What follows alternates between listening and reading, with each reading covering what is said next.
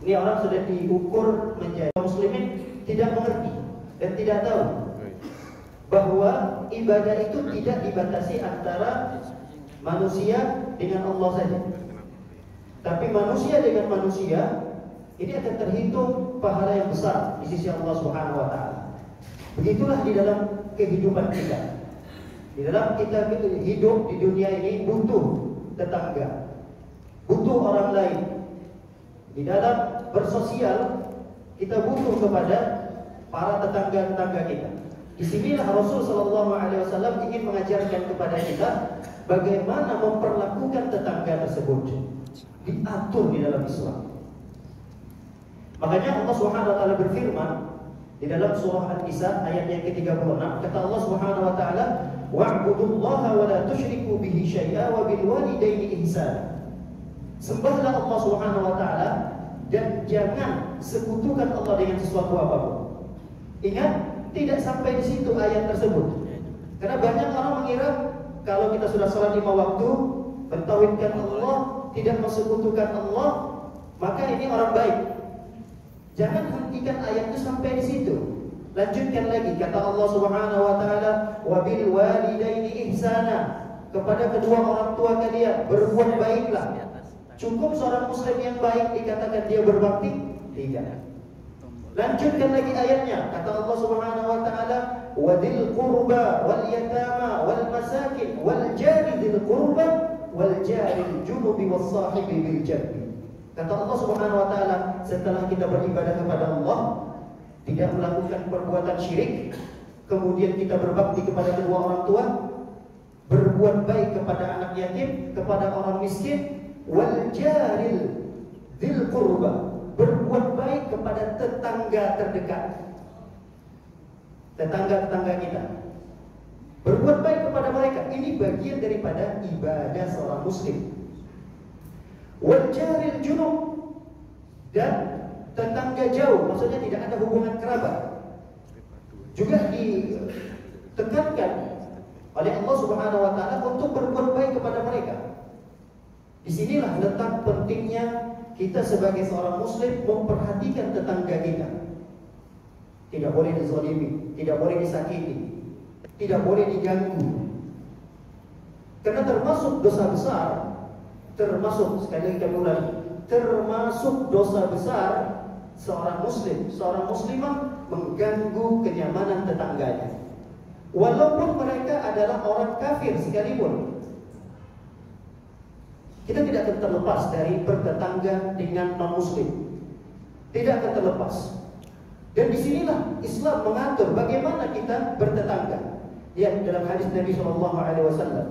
Hadis ini sering sekali kita sudah dengarkan bahwa Jibril selalu datang kepada Nabi SAW. Kata Nabi SAW mengatakan, "Mazala Jibril yusini bil jar hatta zanantu annahu sayuwarrithuhu." Kata Rasulullah SAW, aku senantiasa dinasehati oleh Jibril. Jibril selalu datang kepada Rasulullah memberikan wasiat. Apa wasiatnya? Untuk berbuat baik kepada tetangga. Sampai-sampai kata Rasulullah, aku mengira bahwa tetangga itu akan mendapatkan waris dari tetangga yang lainnya. Dulu memang seperti itu. Dulu tetangga itu mendapatkan warisan dari tetangganya. Dan hukum ini terhapus dengan turunnya ayat-ayat yang menjelaskan siapa mereka-mereka yang berhak mendapatkan waris. Ini menunjukkan bahwa hak tetangga begitu besar, ada di pundak kita masing-masing.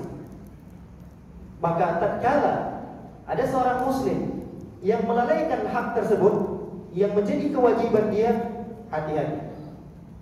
Ini akan menjadi musibah besar bagi dunia kita, terutama akhirat kita. Oleh karenanya para hadirin dan hadirat oleh Allah Subhanahu wa taala, pengamalan hadis yang kita bacakan, hadis Jibril tadi, Abdullah bin Umar, ini putranya Umar bin Khattab. Suatu ketika beliau minta kepada pembantunya untuk dipotongkan seekor domba. Lalu kemudian Abdullah bin Umar berpesan kepada pembantunya, nanti kalau sudah selesai dipotong, tolong disisahkan sebagiannya untuk tetangga kita Yahudi. Dulu Madinah di awal Nabi SAW datang berhijrah di Madinah, Nabi SAW hidup berdampingan dengan orang-orang Yahudi. Ada 3 besar suku Yahudi yang tinggal di Madinah bersama Nabi SAW. Sampai di zaman Ibnu Umar, ketika itu Ibnu Umar berpesan kepada pembantunya, tolong kalau nanti potong seekor kambing, jangan lupa hadiahkan untuk tetangga kita si Yahudi itu. Pergilah Ibnu Umar sholat, pulang dari sholat, Ibnu Umar lihat sudah rapi, tidak ada lagi yang perlu dikerjakan. Ditanya oleh Ibnu Umar kepada pembantunya, wahai fulan, sudahkah sebahagiannya engkau kirimkan, hadiahkan kepada tetangga kita Yahudi itu? Kata pembantunya, belum wahai Ibnu Umar. Pembantu ini seperti ada keyakinan yang tidak sesuai dengan apa yang diperintahkan oleh tuannya ini. Bahkan ketika itu dia berucap, wahai Ibnu Umar, Yahudi, engkau lebih pentingkan Yahudi. Bukankah Yahudi itu mengatakan Uzair anaknya Allah? Bukankah Yahudi itu telah menghina Allah, mengatakan tangan Allah terbelenggu? Bukankah Yahudi itu menghina Allah, mengatakan Allah miskin? Yahudi kan kurang ajar sama Allah. Bukankah Yahudi itu menghina Nabi kita Muhammad SAW?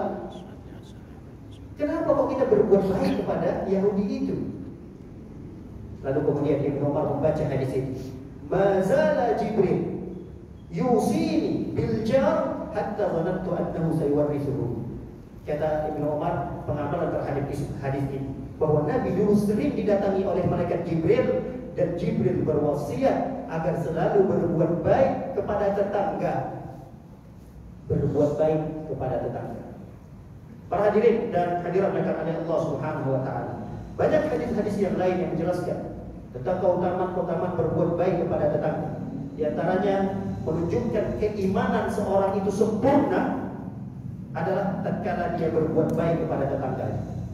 Jangan mengira kita sudah berstatus muslim, muslimah, mukmin, mukminah, kita menganggap iman kita tinggi, keimanan kita melambung dengan status keislaman dan keimanan kita.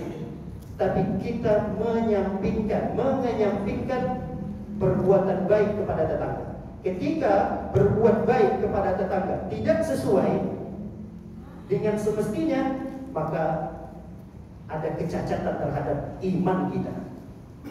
Lihat hadis Nabi SAW mengatakan, "Man kana yu'minu billahi wal yawmil akhir falyuhsin ila jarihi." Siapa orang yang beriman kepada Allah, beriman kepada hari kiamat, maka berbuat baiklah dia kepada tetangganya. Dalam hadis yang lain Nabi SAW mengatakan, "La yu'min, la yu'min, la yu'min." 3 kali diulang oleh Rasulullah. Tidak beriman. Tegas kalimat itu. Tidak beriman, kata Rasulullah. Diulangi yang ketiga, tidak beriman. Ditanya oleh para sahabat kita itu, "Man ya Rasulullah? Siapa mereka yang tidak beriman itu ya Rasulullah?" Lihat jawaban Rasul sallallahu alaihi wasallam. Alladzi la ya'man jaruhu bawa'iqahu. Orang yang tidak beriman itu adalah orang yang tetangganya tidak merasa aman dari gangguannya. Ketika ada tetangga kita merasa terganggu dengan keberadaan kita, keberadaan istri kita, keberadaan anak kita, terganggu tetangga tersebut, maka di saat itu keimanan kita turun. Jangan mengira bahwa dengan sholat ibadah kita, puasa, ibadah yang terkait dengan Allah Subhanahu wa taala, ini menunjukkan bahwa iman kita sudah hebat. Bukan hanya itu ukuran keimanan hebat atau tidak hebatnya seorang. Tapi lihat bagaimana muamalah dia, interaksi dia dengan tetangga-tetangganya. Ketika terdapat kecacatan, keberadaannya menyakiti tetangga, keluar dari rumah, tetangganya sudah melihat bahwa wajah yang dipasang itu adalah wajah yang ngesalin orang gitu. Bukan ibu-ibu yang di sini. Ada ibu-ibu yang di luar sana, yang RT berapa sana di kampung apa gitu. Itu kalau keluar ketemu sama tetangganya, Masya Allah, tuh wajah nggak enak banget dilihat. Ini termasuk mengganggu. Hati-hati. Banyak perbuatan-perbuatan yang bisa mengganggu tetangga. Banyak. Kadang-kadang kita punya anak. Anak kita ini nakal. Nakalin anak orang lain. Suka nangisin anak orang lain. Ini tetangga terganggu dengan keberadaan anak kita. Kadang-kadang anaknya nggak boleh main di rumah, di luar rumah, kalau melihat anak kita keluar. Dan itu kita anggap biasa. Jangan. Itu biasa, anak-anak. Namanya anak-anak main, kadang berantem, kadang nangisin temannya. Kita melihat langsung depan mata kita. Tapi kita anggap itu suatu hal yang biasa. Tidak ada upaya kita untuk mendasari. Nah, sini dulu, sini. Tadi ayah lihat, kamu ganggu si fulan itu. Itu kan teman kamu. Kenapa kamu tidak berbuat baik kepada dia? Kenapa kamu tidak main yang benar sama dia? Kenapa kamu tangisi dia? Kenapa kamu ambil mainannya? Harusnya begitu. Bahkan dulu orang soleh kita terdahulu, Abdullah bin Mubarak, ini seorang ulama tabi'in. Abdullah bin Mubarak, lebih dikenal dengan Ibnu Mubarak. Suatu ketika ulama ini ditanya oleh seorang murid. Kata muridnya, wahai imam, saya punya anak. Saya dapat informasi dari tetangga, anak saya ini nakal. Lalu kemudian saya panggil anak saya tersebut, saya tanya sampai di rumah, nah benar kamu melakukan ini? Anak saya mengingkarinya. Tidak ayah, saya tidak melakukan itu. Tapi saya dapat laporan dari tetangga berbeda. Lalu apa kata Ibnu Mubarak mengatakan, hardik anakmu. Kalau bisa, marahi anakmu di depan tetangga tadi. Depan tetangga yang melaporkan tadi, wahai Ibnu Umar, saya sudah tanyakan anak saya, dia tidak melakukan itu. Nanti kalau saya marahin anak saya zalim kepada anak saya. Kata Ibnu Umar mengatakan, ketika engkau menghardik anakmu di depan tetanggamu itu, tetanggamu akan merasa dia dihargai, dia dihormati. Dengan kita memarahi dia, nah kamu minta maaf, kamu salah. Nanti kalau anak itu kesal sama kita, marah sama kita akan pulang. Lebih banyak menghabiskan waktu dengan anak tersebut. Kita bisa bujuk lagi anak itu, maaf ya nak, tadi ayah marahin kamu. Nanti ayah beli mainan ya, kamu beli apa? Anak itu masih bisa kembali bermuamalah dengan baik kepada kita sebagai orang tua. Tapi kalau tetangga, gak bisa seperti itu. Kadang banyak orang yang salah, dia lebih memilih untuk membela anaknya daripada tetangganya. Padahal ini bisa dibuat satu strategi bagaimana caranya kita bisa menjaga dua hubungan yang baik di antara keduanya ini. Tetangga kita bisa tetap kita hormati dan anak kita tetap bisa kita sayangi dan kita cintai. Ini bisa kita lakukan. Ini adalah pentingnya dalam bertetangga. Oleh karenanya, para hadirin dan hadirat oleh Allah Subhanahu wa taala, Rasul sallallahu alaihi wasallam mengukur kebahagiaan seseorang itu bukan dari fasilitas perumahannya yang lengkap. Mengukur kebahagiaan seseorang itu bukan karena fasilitas rumahnya yang mewah, apa saja ada di rumahnya, mobilnya mewah, keluarganya lengkap dengan kebahagiaan yang sempurna. Tidak itu diukur kebahagiaan itu. Rasul sallallahu alaihi wasallam mengatakan, arba'atun minas sa'adah. Arba'un minas sa'adah. Ada 4 perkara yang membuat seseorang itu bahagia. Yang pertama kata Rasul sallallahu alaihi wasallam, al-mar'atus shalihah. Perempuan-perempuan yang baik yang ada di rumah kita. Apakah itu istri kita, apakah anak perempuan kita, apakah ibu kita. Ini kalau mereka ada di rumah kita, ini tanda kebahagiaan buat kita. Saya tidak tahu bapak-bapak kalau istrinya sering ngomel di rumah bahagia atau tidak? Ngomel terus sama istrinya di rumah bahagia nggak? Bahagia, masya Allah. Masya Allah. Yang kedua, kalau ibu di sini masya Allah, nggak pernah ngomel ya, nggak pernah ngomelnya, nggak pernah sedikit. Yang kedua, al-maskanul wasi. Tanda kebahagiaan yang kedua adalah tempat tinggal yang luas, lega. Yang ketiga kata Rasulullah, al-jarus soleh, tetangga yang baik. Tetangga yang baik. Ini tanda kebahagiaan. Gimana kita bisa hidup bahagia kalau di samping rumah kita hari-hariannya nyetel dangdutan begitu kencang? Ustaz, alhamdulillah tetangga saya itu tidak suka dangdutan, tapi sukanya murattal. Diputar tuh murattal. Alif lam mim dzalikal kitab, kencang banget. Tidak boleh juga walaupun itu murattal, karena akan mengganggu tetangga kita. Ini suatu kebahagiaan bagi seseorang di dalam bermasyarakat adalah ketika mereka didampingi oleh tetangga-tetangga yang baik. Ini suatu kebahagiaan. Yang keempat, Rasul mengatakan al-markabul hani, yaitu kendaraan yang nyaman. Inilah 4 tanda kebahagiaan bagi seorang muslim. Baik, di antara keutamaan yang lainnya di dalam bertetangga, maka kita akan mendapatkan manfaat yang luar biasa, yaitu persaksian yang baik dari para tetangga. Persaksian yang baik bagi para tetangga. Bagi siapa? Bagi mereka-mereka atau kita yang bisa berlaku baik kepada tetangga yang lain. Maka tatkala kita sudah tiada di dunia ini, kita akan dikenal oleh mereka. Makanya silahkan memilih apa yang ingin kita pilih. Apakah ketika kita meninggal dunia kita dikenal oleh mereka-mereka para tetangga ini kebaikan-kebaikannya, atau malah sebaliknya, yang diingat dari kita adalah keburukan-keburukannya. Waliyahumillah, jangan sampai ada di antara kita yang meninggal dunia, orang satu RT mengucapkan alhamdulillah, ibu fulana itu meninggal, alhamdulillah ibu fulana meninggal. Jangan sampai. Waliyahumillah. Jangan sampai ada orang bapak fulan meninggal dunia. Kenapa enggak dari kemarin ya? Kok baru sekarang meninggalnya? Waliyahumillah. Jadi ketika kita berbuat baik kepada tetangga, maka yang akan kita tinggalkan adalah kesan yang baik. Ingat, ketika kita meninggalkan kesan yang baik, maka persaksian-persaksian sebanyak seperti ini, banyak orang seperti ini akan diterima oleh Allah Subhanahu wa taala. Persaksian baik itu akan diterima oleh Allah Subhanahu wa taala.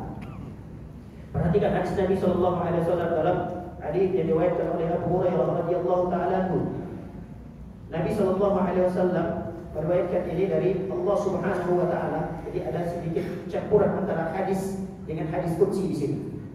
Kata Rasul sallallahu alaihi wasallam, "Ma min 'abdin muslimin yamutu." Tidaklah seorang hamba muslim, tidaklah seorang hamba muslim meninggal dunia wa yashhad lahu thalathatu abyad min al-jirani al-adnain. Kata Rasul sallallahu alaihi wasallam, tidaklah seorang muslim meninggal dunia lalu dipersaksikan bil khairi, dengan persaksian yang baik dari 3 rumah jiran yang terdekat. Gak usahlah sebanyak ini. Ini gak tahu nih berapa kakak nih semuanya Pak RT. Hah? 14 RT, ini RT ke 8. Ada berapa kakak? 700-an. Hah? Ada 700-an. 700-an. Masya Allah. Masya Allah. Satu RW 700-an. 700-an satu RW. Dibagilah misalnya 14 RT ya. Itu juga banyak. Sangat banyak sekali. Rasul lihat apa kata Rasulullah, minimalnya salah satu abyad, 3 rumah, samping kiri kanan, udah. Anggaplah misalnya 3 rumah, kita tidak terlalu banyak bertetangga. Apalagi sebanyak ini berapa kakak ini? 50 sampai 100 ada ini. Anggaplah yang memberikan kesaksian baik tatkala kita meninggal dunia 10 tetangga-tetangga terdekat kita. Ingat, 10 tetangga-tetangga terdekat kita. Dia mengatakan, Masya Allah, bapak fulan itu meninggal dunia. Saya ingat betul dengan bapak itu. Tidak pernah berada di saf terbelakang. Selalu di sholat 5 waktu ada di depan. Yang diingat apanya? Kebaikannya. Masya Allah, bapak fulan itu meninggal dunia. Pokoknya kalau melihat bapak itu, saya senang sekali. Karena selalu memasang wajah yang ceria, wajah yang senyum, orangnya suka menyapa, orangnya ramah. Masya Allah, tinggal dunia beliau. Semoga Allah mengampuni beliau. Yang dia ingat apa? Kebaikannya. Masya Allah, ibu fulana itu meninggal dunia. Masya Allah, dia aktif sekali di dalam bermasyarakat. Orangnya baik, orangnya santun. Kalau ada kegiatan-kegiatan sosial di masyarakat, selalu ada di barisan terdepan kalau ibu fulana itu. Yang diingat adalah kebaikannya. Lihat, tatkala kita meninggal dunia, yang kita tinggalkan adalah kebaikan demi kebaikan yang dipersaksikan oleh tetangga kita. Lihat apa kata Allah Subhanahu wa taala, "Illa qala Allah taala qabiltu syahadata ibadi ala ma 'alimu wa ghafartu lahu ma a'lam."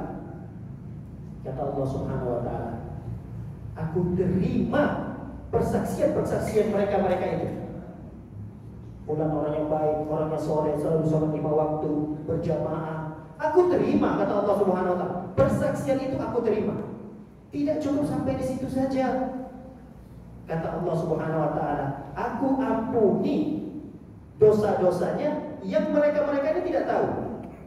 Mungkin bapak-bapak, ibu-ibu sekalian tidak tahu bahwa saya ini punya dosa banyak. Begitu juga kita semua antara bertetangga, antara tetangga satu dengan tetangga yang lainnya. Ini tetangganya bermaksiat, tapi yang dia tahu bahwa tetangga ini yang baiknya saja, yang maksiatnya dia tidak tahu. Kata Allah Subhanahu wa taala, aku ampuni dosa orang-orang tersebut yang tetangganya ini tidak tahu. Yang tahu hanya Allah Subhanahu wa taala terhadap dosa kita. Ini keutamaan yang luar biasa. Namun terkadang prakteknya mohon maaf, prakteknya kadang kita salah. Kadang ada sebagian kaum muslimin mengamalkan hadis ini tatkala selesai menyolatkan jenazah. Apakah Bapak Ibu berkenan untuk memberikan kesaksian kepada jenazah ini? Apakah dia baik? Baik. Padahal kita nggak kenal yang meninggal ini siapa. Baik.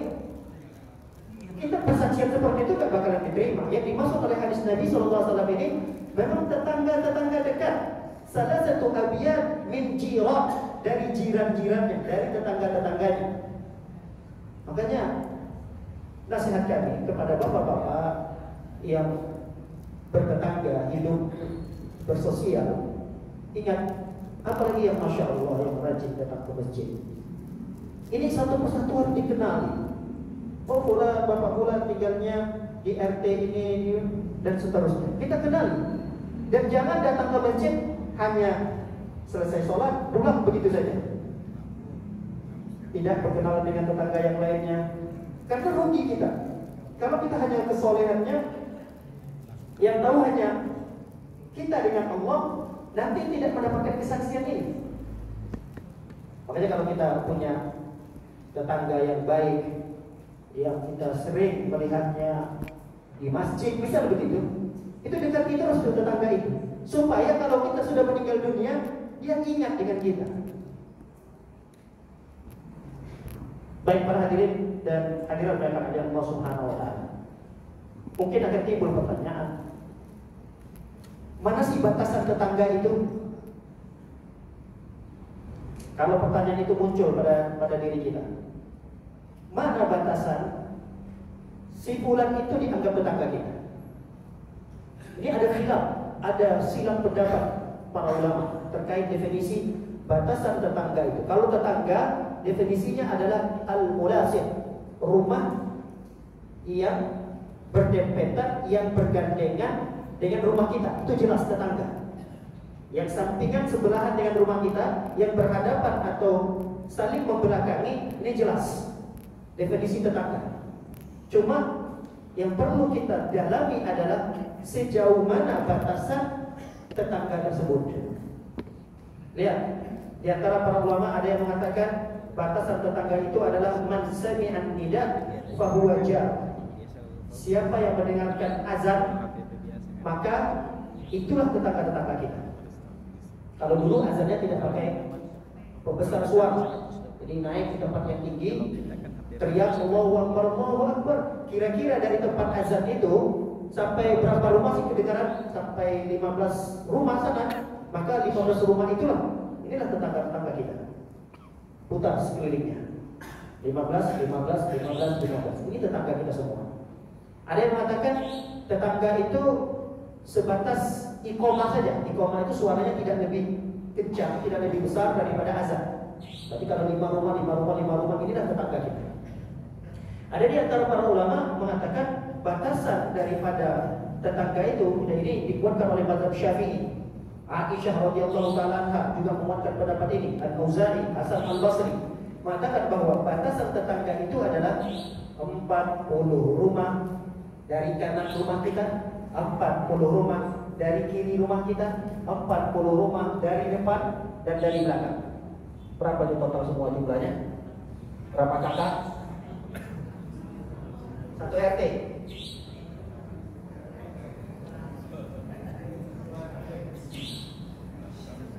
Empat puluh kanan, 40 kiri, 40 depan, 40 belakang.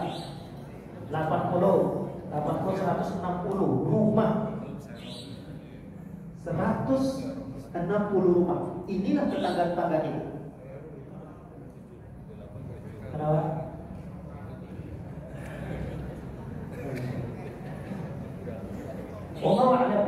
Ada pendapat yang ini sepertinya lebih kuat. Pendapat itu adalah siapa saja orang-orang yang satu jamaah dengan kita di masjid yang sama. Kami ulangi, tetangga-tetangga kita adalah siapa-siapa saja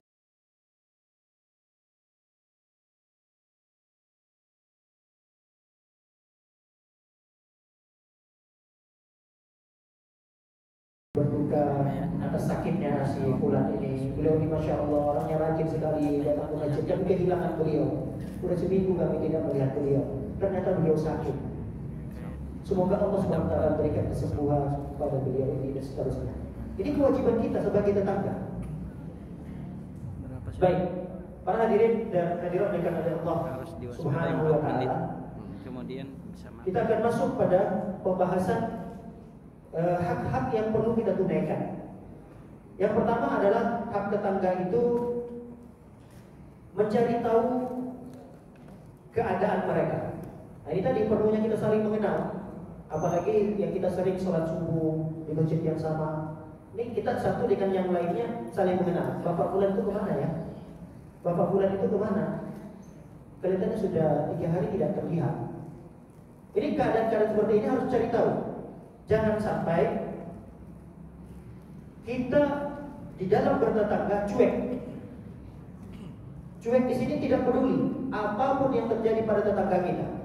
Waliyahulillah, ada satu kisah seseorang tetangga yang baru pindah, dia kontrak sudah bulan ketiga ini.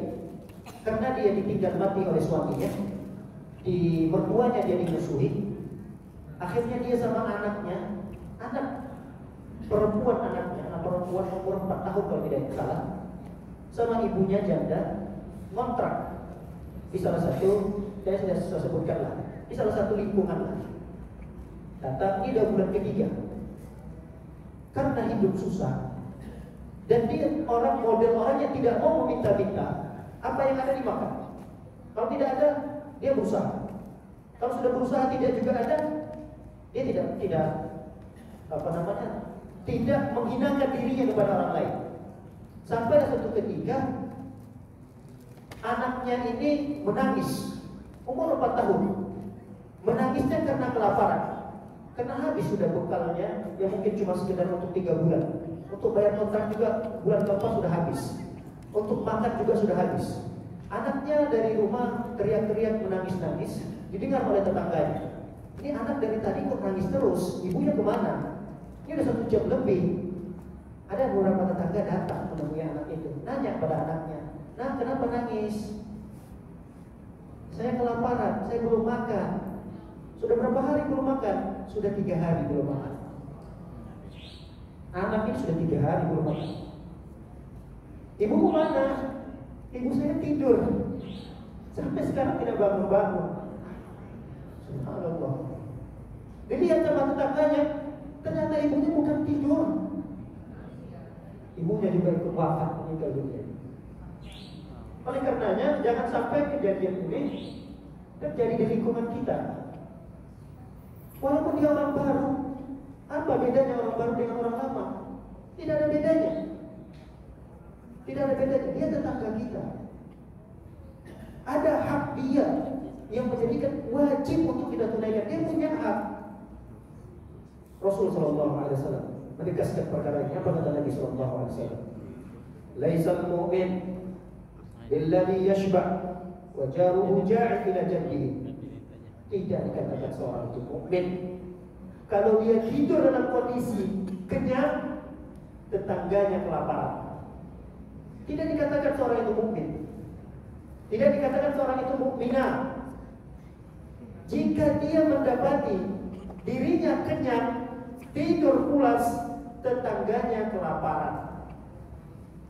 Sangat tegas masalah dalam bertetangga. Jadi cari tahu. Ya memang ini agak berat urusannya. Di sinilah kesempatan kita untuk beribadah, terutama pengurus-pengurus warga. Pengurus-pengurus warga punya lagi tim-timnya, teman-temannya yang lain. Buat satu program-program yang harus tahu ini tetangga kita, bagaimana kondisi mereka. Kita patungan tolong menolong untuk membantu tetangga kita ini. Ini kegiatan sosial yang luar biasa. Kita memanfaatkan keberadaan masyarakat besar untuk saudara kita yang di sana mungkin masih ada butuh uluran tangan dari kita, tapi mereka malu. Ada orang seperti itu, malu untuk meminta untuk sesuatu kebutuhan hidupnya untuk anaknya. Kadang ada yang baru. Malah orang yang seperti inilah yang harus kita perhatikan. Kadang kita salah. Kita malah suka memberi orang yang memang pekerjaannya udah minta-minta, sudah profesinya minta-minta. Orang seperti ini kadang senang kita untuk memberikan. Kita tidak tahu bahwa ada tetangga kita yang lebih butuh daripada orang ini. Nah ini ya lagi-lagi memang suatu tugas yang berat ya bagi pengurus warga. Namun ingat ada pahala yang besar yang kita raih. Kalau ada program-program seperti ini, ketua RW-nya berkumpul dengan RW RT-RT-nya, kita coba ceklah berapa data di warga kita, siapa orang-orang yang perlu kita santuni. Kita kan banyak orang-orang yang mampu di lingkungan kita. Kita patungan sekian tiap bulan. Nanti setiap bulannya kita berikan 10 kilo beras di sana, 10 kilo beras di sini. Kita makmurkanlah orang-orang yang di sekitar kita. Jadi yang lebih kita utamakan adalah tetangga kita ini, ring satu. Baru kalau kemudian kita punya dana yang berlebih, nah kita panggillah RW yang sebelahnya lagi. Kumpulkan anak yatim di RW sebelahnya lagi. Kalau memang punya dana yang lain, terkumpul. Tapi kalau ada dana tersebut, kita dahulukan tetangga-tetangga terdekat kita, karena ini kewajiban kita. Adapun tetangga jauh, itu nanti diserahkan kepada tugasnya kepada warga yang lain. Baik, yang berikutnya, hak yang kedua adalah ikramul jar wal ihsanu ilaihi. Menghormati tetangga dan berbuat baik kepada tetangga. Jadi berbuat baik dan menghormati tetangga ini artinya adalah kita menahan anggota tubuh kita ini untuk tidak menyakiti tetangga. Itu namanya berbuat baik. Jadi ketika kita bisa menahan diri untuk tidak menyakiti, apakah lisan kita tidak sembarangan ngobrol, tidak sembarangan ngomong, tidak asal-asal keluar, atau sikap kita, petantang-petenteng gaya jalannya, itu bisa kita kendalikan, bisa kita jaga, itu semua. Maka ini adalah bagian daripada perbuatan baik kita kepada tetangga. Kita memasang wajah yang ceria saja, memasang senyum ketemu, menyapa mereka, terutama mengucapkan salam kepada sesama muslim, ini suatu kebaikan yang luar biasa sekali, yang pahalanya luar biasa. Yang berikutnya adalah ihdaul jar. Ihdaul jar ini memberikan hadiah kepada tetangga. Saling memberikan hadiah. Makanya Rasulullah SAW dalam hadis yang sering kita sudah hafal dan sering kita dengar, tahadu tahabu. Salinglah kalian berbagi hadiah, maka kalian akan saling mencintai. Ada ikatan sayang, ikatan cinta antara tetangga satu dengan yang lain tatkala mereka suka bertukaran hadiah. Oleh karenanya Nabi SAW ketika ditanya, Rasul bertanya kepada Aisyah, wahai Aisyah, apa yang tersisa dari seekor kambing yang barusan dipotong? Kata Aisyah mengatakan, yang tersisa ya Rasulullah, bahu depannya saja, tinggal satu lagi, dari bahu sini sampai sana, depan kambing tersebut. Kata Rasul SAW, yang tersisa adalah semuanya. Yang tersisa itu adalah semuanya. Yang tertinggal adalah yang tidak mendapatkan bagian pahala adalah apa yang tersisa di rumah Rasul SAW. Artinya apa yang diberikan, apa yang telah dihadiahkan, maka itulah yang menjadi harta kita nanti di akhirat. Apa yang kita makan bersama keluarga kita yang begitu banyaknya tadi, itu akan habis begitu saja menjadi kotoran dan tidak berguna. Makanya di sini untuk mengikat suatu ikatan yang kuat, persaudaraan antara satu dengan yang lain ketika dalam bertetangga adalah ketika mereka saling memberikan hadiah.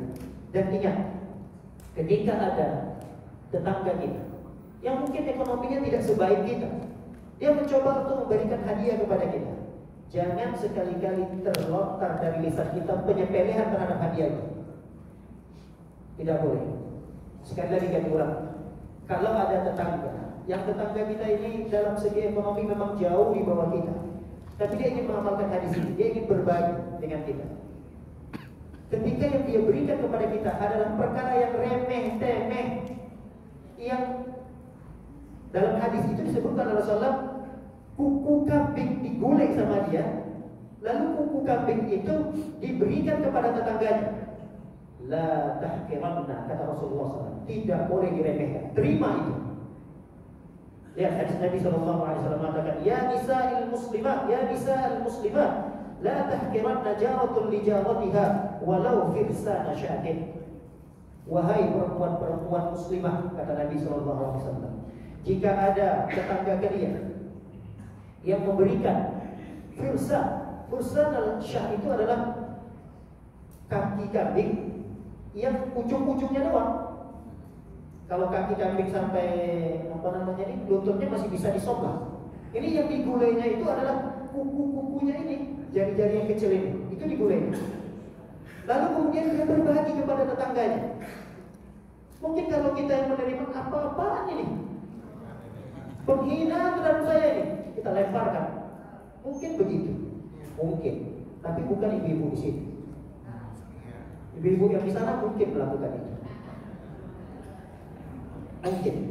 Tapi kata Rasulullah, la tahqiran, jangan disepelekan, terima itu. Ini bukti bahwa dia ingin menunaikan hadis Nabi SAW. Apalagi Rasul pernah bersabda, idza sana'a ilaikum ma'rufa fakafi'uhu. Kalau ada orang yang berbuat baik kepadamu, maka balas kebaikan. Kalau ada tetangga yang memberikan hadiah, dia baru pulang kampung, ini makanan khas dari kampung kami, Ibu, terima. Alhamdulillah. Nanti kalau kita pulang kampung, bawa lagi oleh-oleh, kita berikan, tukar hadiah. Ini dari kampung kami pula, silakan.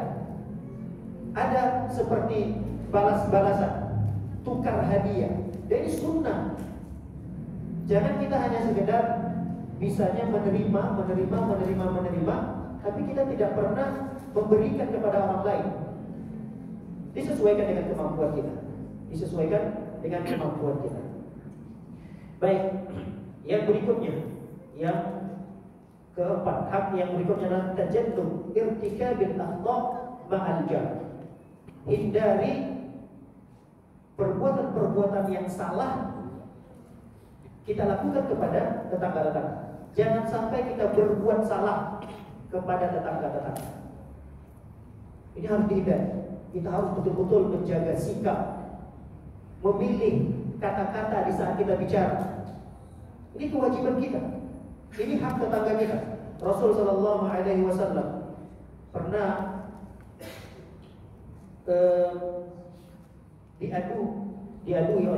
dilaporkan oleh seorang sahabat kepada Nabi SAW. Ya Rasulullah, ada 2 orang perempuan, laki-laki perempuan terus contohnya. Tapi ini hadis, bukan contoh dari saya ini dari Rasul SAW, pengalaman para sahabat. Kata sahabat melapor ke Rasulullah, ya Rasulullah, ada 2 perempuan. Yang satu, fulana ini, Masya Allah, sholat malamnya gak pernah tinggal. Apalagi 5 waktu. 5 waktu udah tidak diragukan lagi. Ini sholat malamnya gak pernah tinggal. Puasa sunnahnya Senin Kamis 3 hari dalam sebulan gak pernah tinggal ya Rasulullah perempuan ini. Sedekah-sedekahnya jor-joran kalau sedekah. Ada acara ini, ada kegiatan ini, ada amal ini, ada sosial ini, dia titipkan hartanya ke sana. Kalau masalah sedekah enggak diragukan lagi. Illa bilisaniha. Cuma yang tidak bisa dia jaga adalah lisannya ini ya Rasulullah. Lidahnya. Dia tidak bisa menjaga lisannya sehingga banyak tetangga-tetangganya yang tersakiti oleh lisannya. Apa kata Rasulullah SAW? Fahiyya min ahlin nar. Perempuan itu penghuni neraka. Subhanallah. Sholat malamnya rajin, puasa sunnahnya gak tinggal, sedekahnya banyak, tapi divonis oleh Rasulullah SAW, hiya min ahlin nar. Dia penghuni neraka. Kenapa sebabnya? Tu'ti jiranaha bilisani. Hadis Nabi sallallahu